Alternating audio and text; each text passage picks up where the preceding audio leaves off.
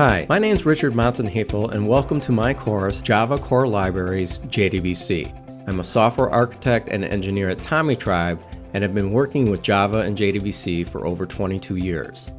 JDBC is the most mature and heavily utilized of all the Java Enterprise APIs. If you do development in enterprise, mobile, cloud, or microservices, you're probably going to be using JDBC. Some of the major topics that we will cover include JDBC history and context, setting up your development environment, configuring and connecting JDBC drivers, query, update, and delete using JDBC, advanced features like instance pooling and transactions, and finally, JDBC row sets. By the end of this course, you'll know how to use JDBC to connect, read, and write data to a relational database, how to use advanced features like instance pooling and transactions and row sets. With these skills, you'll be ready to work with JDBC in production systems.